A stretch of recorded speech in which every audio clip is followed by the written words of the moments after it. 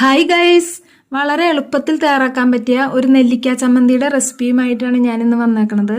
ചോറ്, ഇഡ്ഡലി, ദോശ ഇവയുടെ കൂടെ ഒക്കെ കഴിക്കാൻ പറ്റിയ അടിപൊളി ടേസ്റ്റുള്ള ചമ്മന്തി ആട്ടത്. അപ്പോൾ ഇത് ഉണ്ടാക്കാനായിട്ട് ഞാനിവിടെ 7 നെല്ലിക്ക കുരു കളഞ്ഞ് ചെറിയ കഷ്ണങ്ങളാക്കി എടുത്തിട്ടുണ്ട്. ഇനി ഇതിലേക്ക് വേണ്ട സാധനങ്ങൾ 4 ചെറിയ ഉള്ളി, അതുപോലെ ഒരു ചെറിയ കഷ്ണം ഇഞ്ചി എടുത്തിട്ടുണ്ട്. പഴുത്തതും പച്ചയായിട്ട് ഒരു 13 പച്ചമുളക് ഞാൻ എടുത്തിട്ടുണ്ട്. നിങ്ങളുടെ എരിവിനനുസരിച്ച് നിങ്ങൾ മുളക് എടുക്കാൻ ശ്രദ്ധിക്കുക. ഇനി ഇതെല്ലാം കൂടിയിട്ട് നമുക്കൊന്ന് അരച്ചെടുക്കണം. ഞാൻ ആ ഇഞ്ചി നെല്ലിക്കയിലേക്ക് അരിഞ്ഞ് ചേർത്തിട്ടുണ്ട് കേട്ടോ. ഇനി ഇതെല്ലാം കൂടി നമുക്ക് മിക്സിയുടെ ജാറിലേക്ക്, ചെറിയ ജാറിലേക്ക് ഇട്ട് കൊടുക്കുക.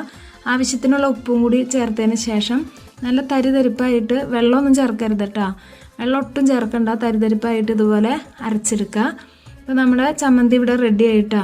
ആ നെല്ലിക്കയുടെയും ഇഞ്ചിയുടെയും ഒക്കെ ടേസ്റ്റ് കൂടുമ്പോൾ ഉണ്ടല്ലോ നല്ല രസമായിട്ടാണ് കഴിക്കാനായിട്ട്.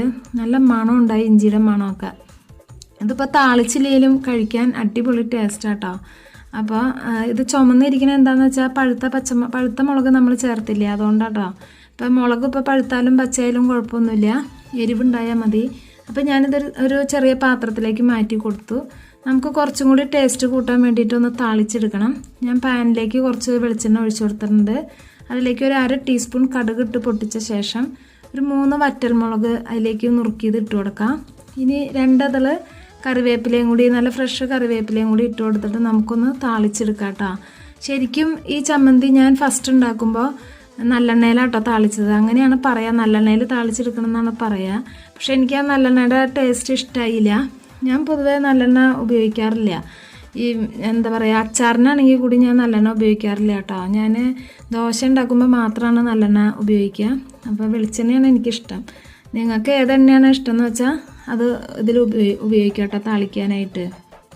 അപ്പോൾ നമ്മുടെ വേപ്പിലയും മുളകും കടുകൊക്കെ മൂത്ത് വന്നിട്ടുണ്ട്. അത് നമുക്ക് ചമ്മന്തിയുടെ മുകളിലേക്ക് ഇട്ട് കൊടുക്കാം കേട്ടോ. ഇതിപ്പോൾ ഒരു കാര്യം പറയാനുള്ളതെന്ന് വെച്ചാൽ, ഈ അപ്പം തന്നെ അരച്ചിട്ട് ഈ ചമ്മന്തി, നെല്ലിക്ക ചമ്മന്തി അരച്ച ഉടനെ ഉപയോഗിക്കാനാണെങ്കിൽ ഇതുപോലെ താളിച്ചിട്ട് ചമ്മന്തിയുടെ മുകളിലേക്ക് ഇട്ടിട്ട് ഇളക്കിയിട്ട് ഉപയോഗിക്കാം കേട്ടോ. അതല്ല, ആ ചമ്മന്തി വൈകുന്നേരത്തേക്കും വയ്ക്കുന്നുണ്ടെങ്കിൽ നിങ്ങളൊരു കാര്യം ശ്രദ്ധിക്കണം. നമ്മൾ കടുകും വറ്റൽമുളകും കറിവേപ്പിലയും മൂപ്പിച്ചതിന് ശേഷം ആ ചമ്മന്തി അതിലേക്ക് ഇട്ടിട്ട് ഒരു 5 മിനിറ്റ് ലോ ഫ്ലെയിമിൽ ഇട്ടിട്ടൊന്ന് വഴറ്റി കൊടുക്കണം. ആ നെല്ലിക്കയുടെ പച്ചച്ചൊവ മാറാനാണ്, കയ്പ്പൊക്കെ മാറി കിട്ടാനാണ്. നമ്മൾ വേവിക്കാണ്ട് നേരിട്ട് പച്ചയ്ക്കല്ല അരച്ചുണ്ടാക്കണേ.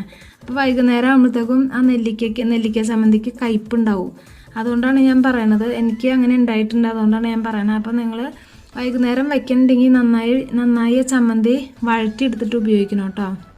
അപ്പോൾ ഈ ചമ്മന്തി നിങ്ങൾ ട്രൈ ചെയ്ത് നോക്കിയിട്ട് അഭിപ്രായം പറയണം. ഇനിയും ഞാൻ വീഡിയോസുമായി വരുന്നതാണ്. അതുവരേക്കും ബൈ.